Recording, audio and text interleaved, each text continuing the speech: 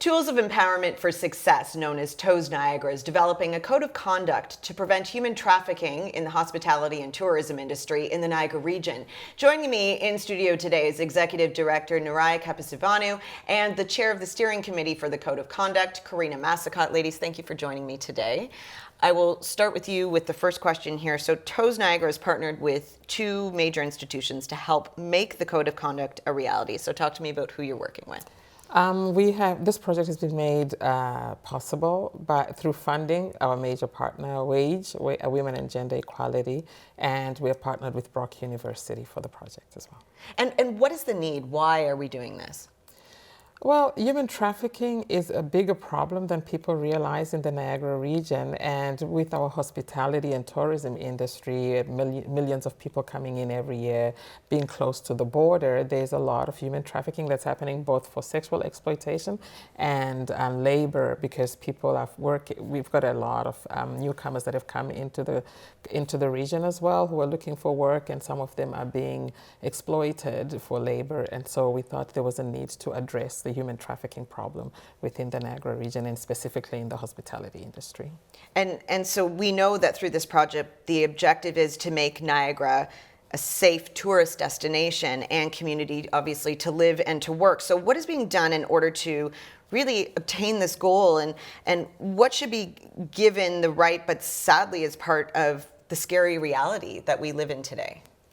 So what we've been working on is, first we formed our steering committee. So Nyarai and her team, they're the staff, they're the ones doing all the really hard lifting.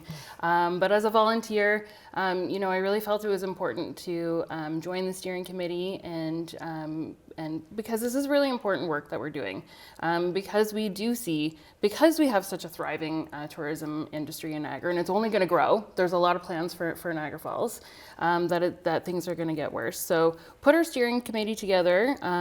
We're made up of volunteers, and we determined that we really need a code of conduct to really guide us and really put some guidelines and parameters in place for people in the tourism industry who are working in the industry, working in labor, and also running the tourism industry as well. And are you looking for input at all from the community? Yes, definitely. Nyarai and her team have done a lot of community engagement and getting feedback from the community. And we're also going to be looking to specific sectors. So we have a draft. We have our third or fourth draft, finally, which is very exciting. And a lot of work has been put into getting that done.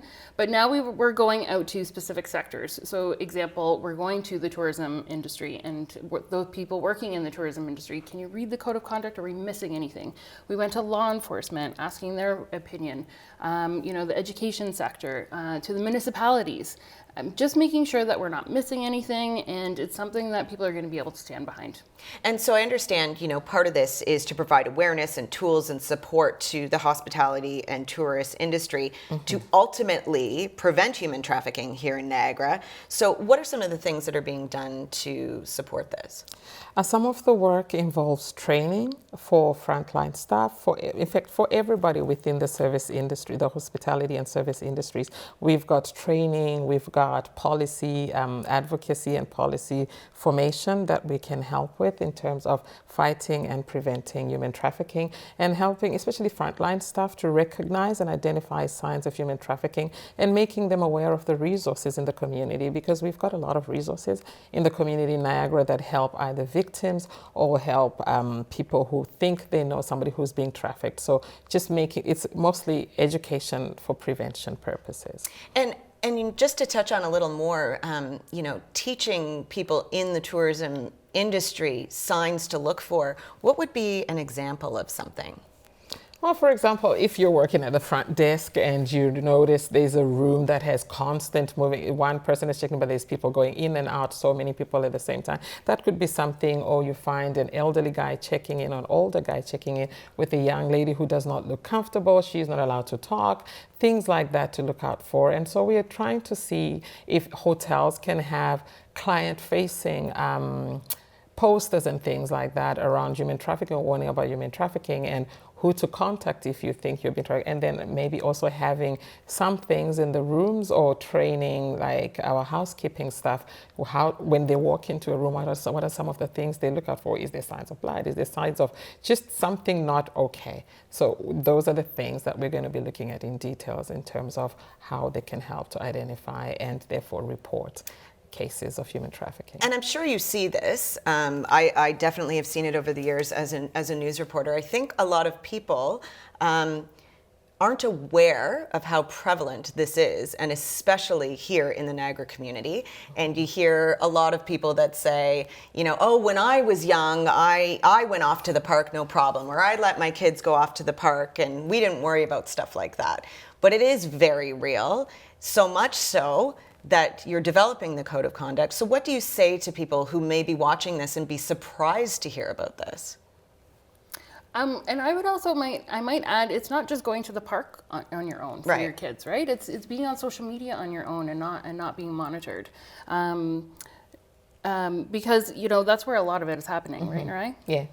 I think it's important for people to know, just because it hasn't happened to you or somebody you know, doesn't mean it's not happening. It is happening every day. And unfortunately, the sad fact is, it's really not, like Corrina said, it's not happening in the park. It's happening within our homes, because most of the victims who are trafficked, it's the person who's trafficking them is somebody that they really know, somebody that is close to them. So it's actually happening in the home. So it's important that people know that these things are happening on social media. It's not every day.